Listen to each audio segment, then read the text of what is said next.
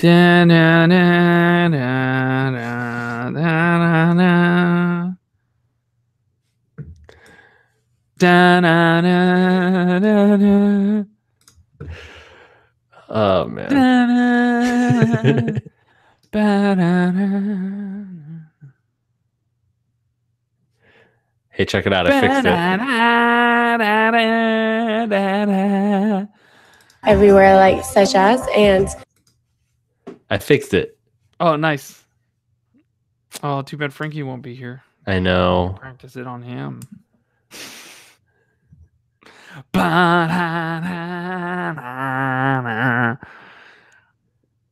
Welcome to Jurassic Park.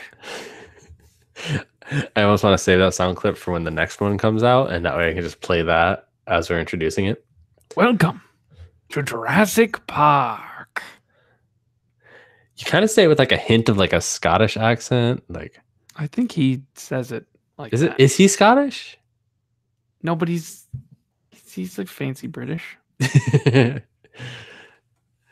right, let's go. I was gonna sound like Scottish. It's the other random old British Scottish guy. All right, you want to just jump into it and then we can end? It was Dumbledore. Actually... I was thinking about Dumbledore. No, there it is. Yeah, let's do this. Let's do it live. We'll do it live. See, now I have to play that. Do it live! I'll write it and we'll do it live! On the last episode of The Incredible Critics. You know, Frankie, I'm just coming off my unprecedented 2-time world championship of movie quotes. I can't even believe it. Did you do anything? What did you do to celebrate your championship? You know what? I went to Disney World. Did you really go to Disney World? Yeah, I did. That is a great way to celebrate it. I didn't realize it meant that much to you. Well, the Disney World trip was already planned, so it was either a consolation for losing or a win. Okay, so we didn't sponsor it. No. Sponsor? No. Unfortunately, got that money from Ben. Unfortunately, VidAngel only sends money to Ben, and not to me, and not to you. And unfortunately, Dr. Pepper doesn't send us anything. So not even a can of Dr. Pepper. Come on, guys, step it up. Not even one can. We are the Incredible Critics. Incredible not because we're great, but because our credibility should seriously be questioned.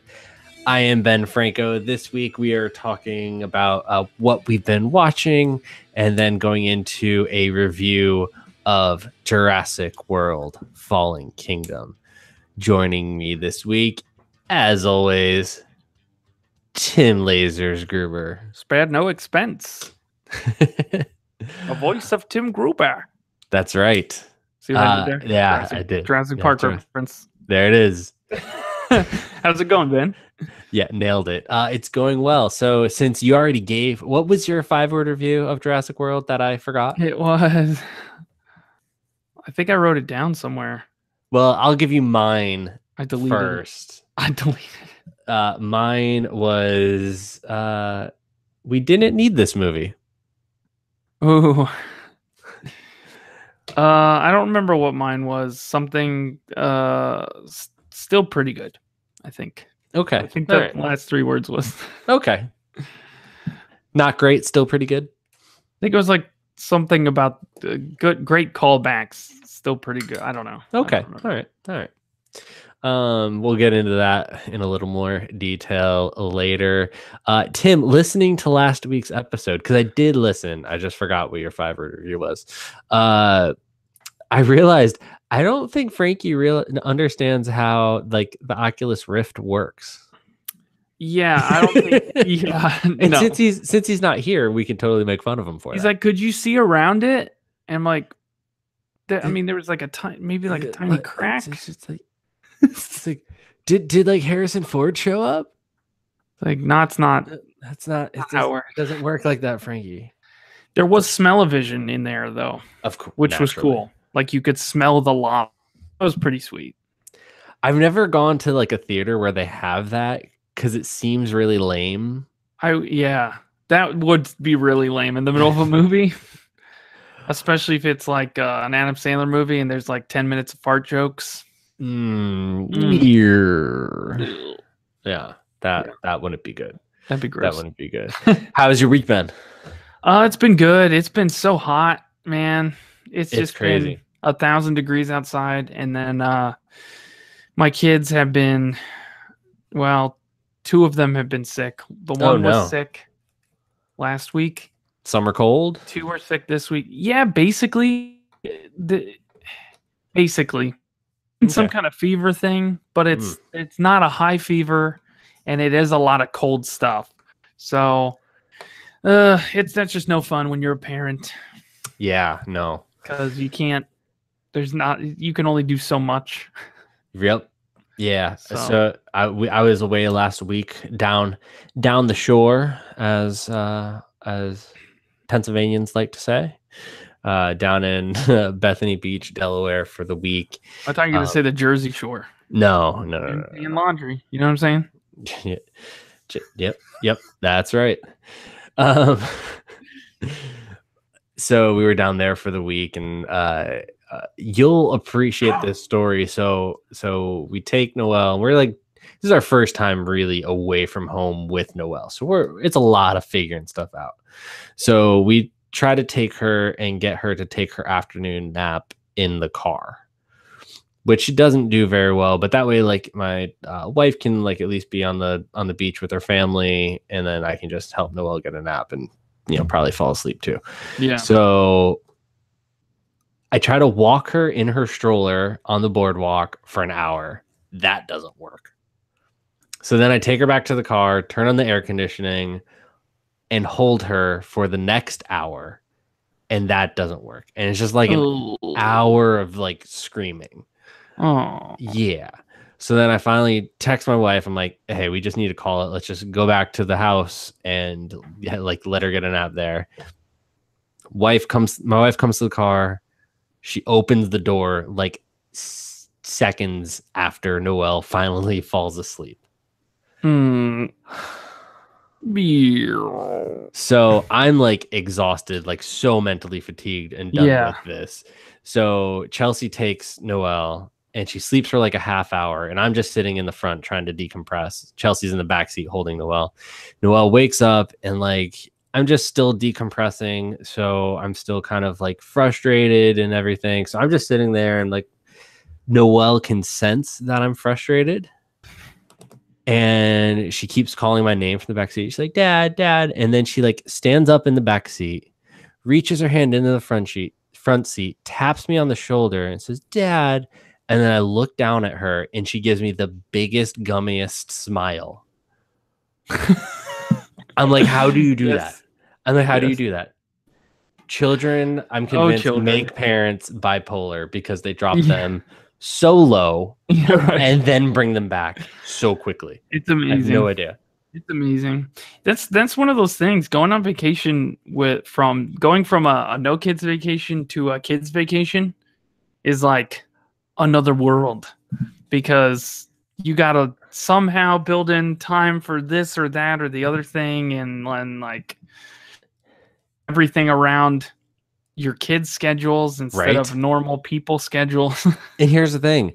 I didn't even have to do half the crap that my wife did. Like she did most of it. I'm not gonna lie. And yet I was still just exhausted. And yeah, it wasn't pretty. It's definitely not vacation like it used to be, but it's still super fun. Well, let's go ahead and kick into it, because I was on vacation, so I've watched quite a bit. And let's talk about what's been on.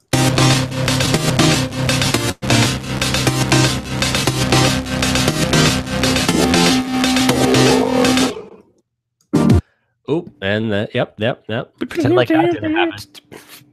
Was that the spoiler music? Yeah. Oh, good. We got it ready. It's I have it ready. It's coming up. Just you wait, audience. Or just pretend like it didn't happen. Either way. Yeah. Tim, have you been watching anything before I ramble on about all I've been watching? You know, Ben, we just finished season 7 of Stargate. Stargate, yeah. There it is. Yeah. It was awesome. Yeah. Now you're watching this for the second know, time, third time, eighth 14th. time. Yeah.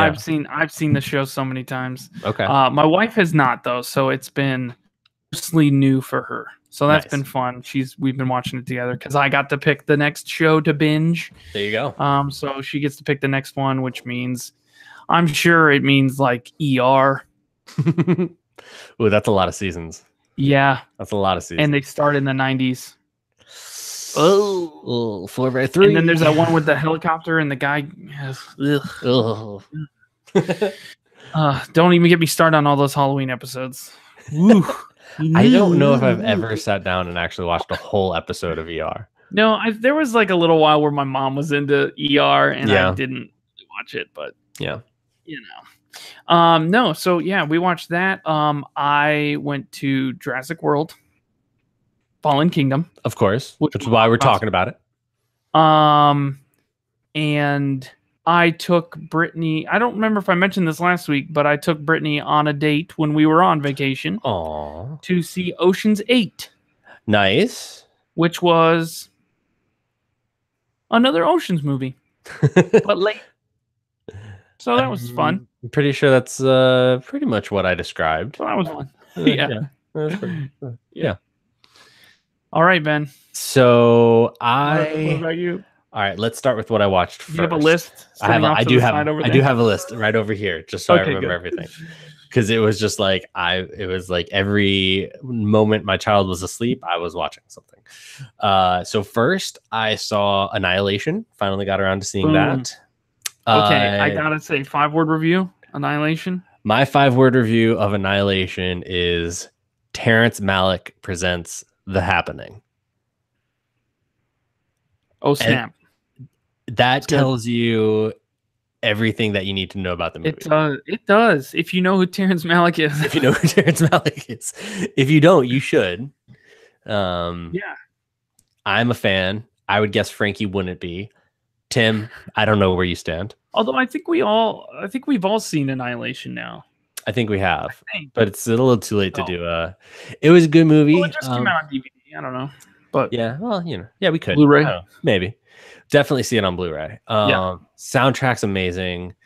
Performances are great. so you recommend a VHS rent from your local Blockbuster for this one? Yes. No, Excellent. I would have gone to see it in theaters. It just didn't work out. This is my type of movie. What did you see in theaters since you've been on the podcast, Ben?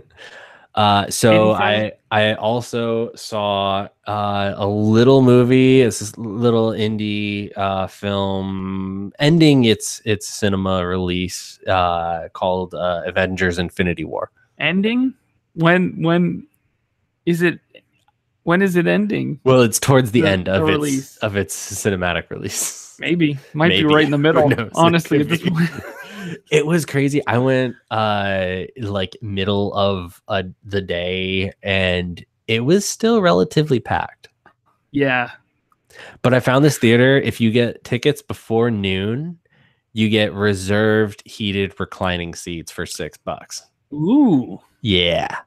Let me tell you, heated seats in the theater, that's a game changer. In a freezing theater. I mean, Yes. most theaters are pretty freezing Right, exactly. for whatever reason. Game changer. Wow. It was good. It was good. You and I will probably talk after the show about it more. Has its issues, but still probably emotionally the most tight Marvel movie, especially given how many characters they had to cram in there. It's impressive what they were able to accomplish with that movie. Yeah. Right. So I was talking to my brother-in-law about it because he still hasn't seen it. I was like, you know what? Watch Civil War Maybe Thor. and then watch Thor Ragnarok, Yeah. and then you're ready to see Infinity War. Like if you Yeah, pretty haven't much. seen Yeah. any of the other films, watch those three, and you'll be good to go. You could throw Spider-Man: Homecoming in there, but you don't need it as much. Yeah. Right. Um, right. But I think Civil War and Thor Ragnarok are like must sees before seeing Avengers: Infinity War. So Definitely. then the last thing that I saw is on Netflix, a true crime documentary series called The Staircase. Have you been able to check out The Staircase The at all? Staircase. No. So this is all right. So I'm a true crime fan. I love true crime documentaries. It's fascinating to me, all aspects of it. So like I've got a month of HBO primarily to watch The Jinx, which is another amazing documentary if you haven't seen it. So this documentary is about a guy named Michael Peterson, I think is his name. His wife died on a staircase, and he is presumed to be the reason why whatever happened, and he is tried for murder. And the documentary spans 15, 16 years of this court case and just the various intricacies of the court case.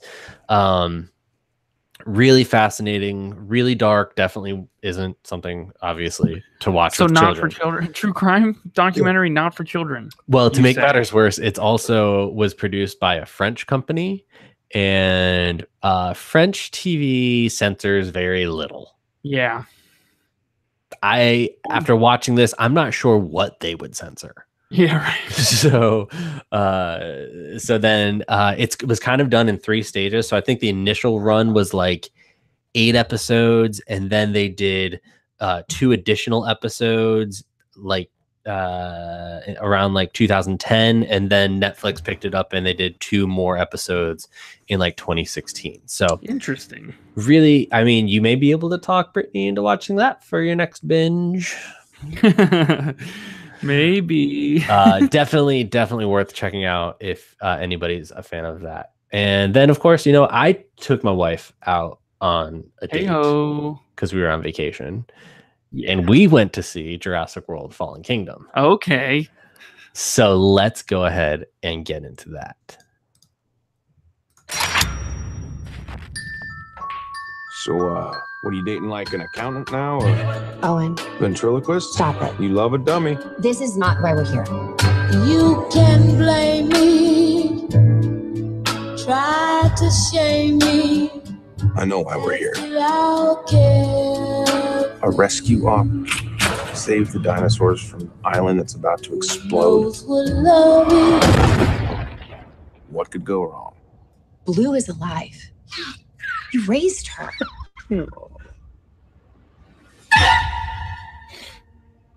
That is from the trailer for Star Wars Fallen Kingdom. Jurassic World. Star Wars. Why did I say Star Wars? Why did I say Star You got Wars? Star Wars on the brain. I got Star Wars on my brain. I don't know why. Star Wars is so awesome. No, you know what? Probably. There is a reason why, and I'll get into it a little later. Okay. This is Jurassic World Fallen Kingdom. I mean, do you even need the premise? It's another Jurassic Park movie. It's pretty much exactly what you expect it to be.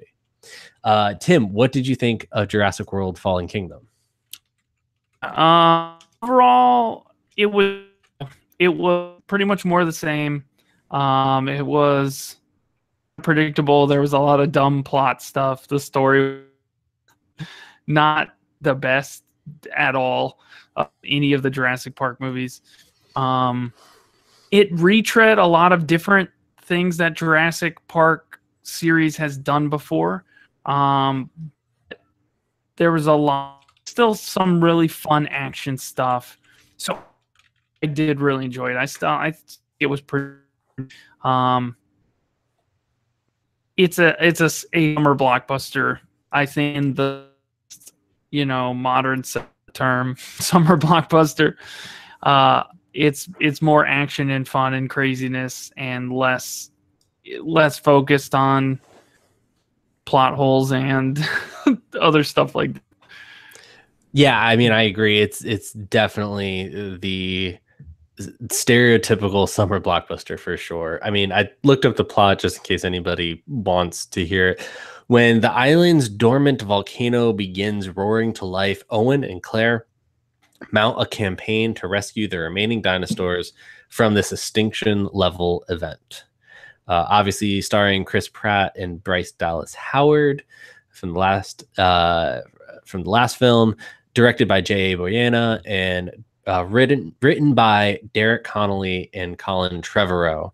And that is why Star Wars was on my brain, because after finish watching this, I realized that I was really happy that he's Colin not Trevorrow was not doing episode writing 9. or directing Yeah. Star Wars Episode 9. Yeah. This movie is fine. Yeah. It's fun to go see. I got out of the theater and like my wife and I were talking about it. Like, there's not a good word in the English language to describe this film, because this is a bad movie that I really enjoyed seeing. Yeah, right. Like, there's no other way of saying it. Like, there should be a word that describes that. Yeah. Because I'm in no stretch of the imagination would say that this is a good movie. Like, I would never say that. This is a bad movie, but I enjoyed seeing it. So is it that bad? Like, it totally has its issues, which we'll get into, but I still enjoyed watching it. And that's really the best thing that I can say about it. This is, to me, and this just because it was the last movie that I saw and reviewed, more necessary to the overall world. Ocean's 8 was more necessary to the overall world. Like, it makes more sense in that cinematic universe to have Ocean's 8 than it does to have this movie. Like, this movie doesn't do as much as Ocean's 8 did, but it's fine. Yeah, right. Yeah, I would say, it didn't. It was more transitionary. It was more of like a transitionary sequel, where it was just like, all right, let's move from point A to point B because we really want the next movie to start at point B. Well, and that's really what I think is kind of the worst part about it. I don't know if they were planning a sequel to Jurassic World, but then Jurassic World hit and it made $652 million domestically. Yeah. So they were like, well, we got to have a sequel now. This movie is clearly setting up Jurassic World 3 and maybe 4. Right. Like, I don't know where they plan on going, but it's definitely setting up at least one other movie. It's already made $265 million domestically, so it's going to get a sequel. And that's fine. I actually think that a sequel to this movie might make this movie a better movie. Right. But I don't know. There's not much else to say. This is a good, bad movie. Yes. Yeah.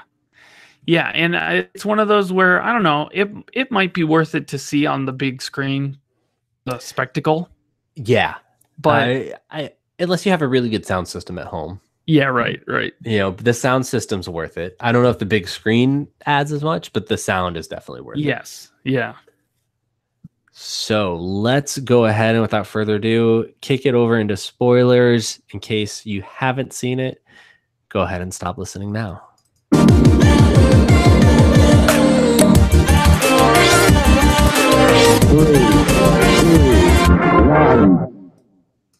All right, so I liked everything on the island, and I hated everything off the island.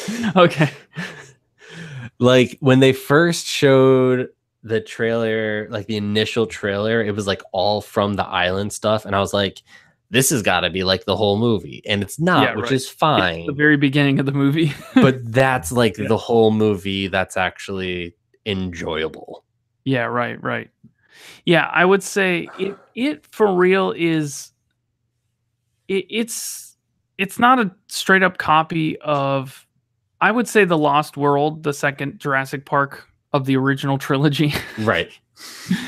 Is definitely better. It's a better movie all around. The writing is better, the acting is probably better, the stunts are just as good. But when the dinosaurs leave the island, you're still invested and you're still like hyped up for what's next. And with this one, it was just one of those. That's why I kind of feel it was more transitionary, because really, like, what point did most of this make except to just the dinosaurs off the island forever? Right. You know? I mean, and there were so many plot points along the way that are just like glossed over.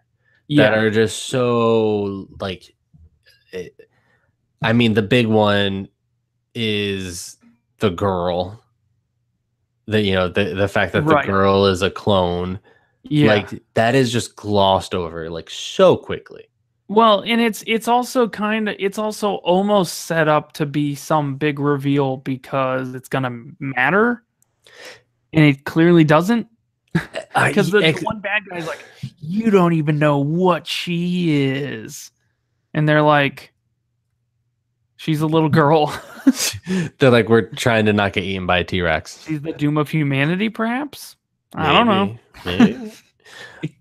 But yeah, I mean, that was the biggest thing is that like so many plot points are just like glossed over, and then it gets so predictable and just yeah. Yeah. So yeah, I enjoyed Blue in the first movie.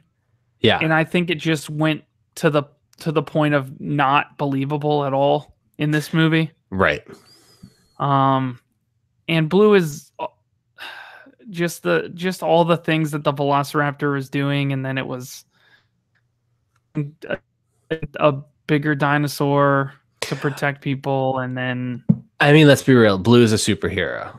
You know, in this world, Blue is a superhero. He's doing things that just like there's no reason why he's doing, there's reasons why he's doing it, but it's not that believable. Like, yes, it's just.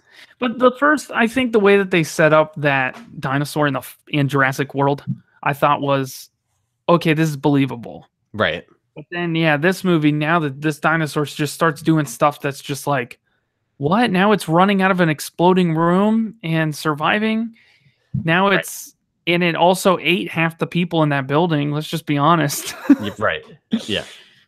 And just like, I mean, the guy kills the grandfather, and then like, that's done. Like, it's these major things happen that in any other movie would be like really big deals, and it's like it happens, and then you move on. Yeah, super quickly, like way too quickly. The performances were fine. I mean, Star-Lord does great in this movie too.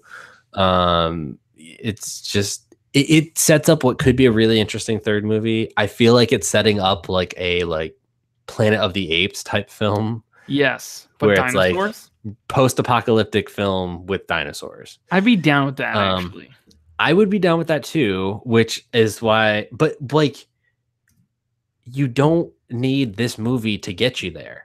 Yeah, right. You know, you do a 10-minute montage at the beginning of the film and just go there. And it's there. Yeah. It's there. Yeah. So I don't know. It could be really fun. But I also didn't like that literally in the trailers are scenes from the very end of the movie. You know, you have that monster thing like in the water under a bunch of surfers, and it's like, well, that's literally the end of the movie. That's literally the end of the movie, and you're like, well, that's like 15 people that are gonna die. You have the T-Rex, they're dead. Yeah, breaking down the fence and like roaring opposite the lion. It's like that lion's dead. You know, it's just like all these things that are just like it ends on such a weird note with all of those things. Yeah, that was it was strange. It was a pretty middle movie. Yeah, a middle as far as story points goes. But I mean, I did enjoy the whole exploding island thing, which was, I thought it was cool that they showed it in the trailers, but it was from the beginning of the movie. Right. You know what I mean? But I had bigger expectations after that, because I saw, after that trailer came out, the first one with the volcano, right, I saw an interview that said that was in the first half hour of the movie, which it is. And which it is. But then that made me, in my head going into the movie, I'm like, man, if a volcano is the first half hour, what's the next half? What's the last half hour going to be like? Well, just a dinosaur creeping around in a house and in the rain. Yeah. The island should have been the movie. Yeah, right.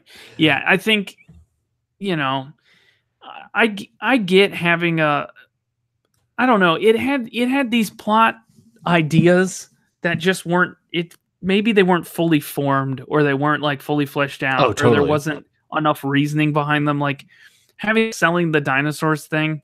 To me, I'm like, this company this company is way bigger than just dinosaurs. They've kind of established that already. Right. Like, they're way bigger than just dinosaurs. Even in Jurassic World, they're like, we could use, there's so many other scientific implications of this. Mhm. There's military, there's medical science, blah, blah, blah. This is big. So the fact that they're trying to, they own an island, they owned a giant island theme park. Okay. Right. I'm sure that they're pretty corrupt after all that mess again. But they're selling these dinosaurs for basically chump change. Right. Okay. Compared right. So to like $60 million. Yes. $60 million sounds like a lot of money to you and me. But we're talking a dinosaur. Yeah. That's and going over $1 billion. Yeah. Oh, easily. I'm like, this is weird. Yeah. $10 million. Do you want to make 100 million on a Tuesday? And it's like, bro. I'm like, they made more than that every hour. I'm pretty Like, that sure park was open. you could sell the feces of one of these dinosaurs to a research lab for more than $100 million. Yeah. Like, what are you talking about? Yeah. It was so weird. And like I said, all those are the reasons why I'm just like so happy Colin Trevorrow's nowhere near a Star Wars movie. Yeah. And he is, I will say he's either directing or connected to the next Jurassic World.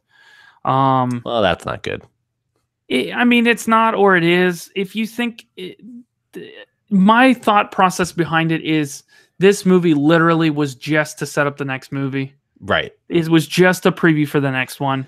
And to me, that means that it will have the right connective fibers between this movie and the next one to move forward, and to maybe have something cooler, and different, and an actual Jurassic World. We finally got there. Well, let us know what you thought of Jurassic World or anything else that we talked about today. Connect with us on Facebook. Search for us at Incredible Critics on Twitter. Subscribe on YouTube and on iTunes. And if you listen to us on iTunes, leave us a review. It helps get us out there. And feel free to argue. Feel free to tweet at Frankie and see why he wasn't on here.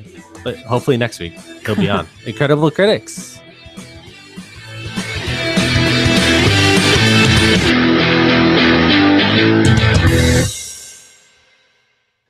Ben, did you stay for the after credits sequence of the Jurassic World? Was there one? Yep. No, I bounced. There was, because you just said it was a superhero movie. So they had an after credits sequence. Oh. And it was dinosaurs landing on the fake Eiffel Tower in Vegas. That was it. Wait, was it really? Yeah. They just land like on the fake Eiffel Tower in Las Vegas. Okay. That was it. Like the pterodactyls? Yeah. Or pterodons or whatever they are. Or whatever they are, yeah. Yeah. Okay. I mean, I wonder if that's setting up that like the setting of the next one would be Las Vegas, which Vegas. If there's a place where I want to see giant monsters like going crazy, it's probably Vegas. Yeah, it's where all the fake smaller than normal fake landmarks are in Right. Vegas. Right. The fake Eiffel Tower Mm-hmm. and a pyramid. Yeah. Yeah. I don't know. I'm cautiously optimistic that the next one will be a good movie. But if you ask me to bet literally anything on it, no. No. I'm out. I'm out. Right there.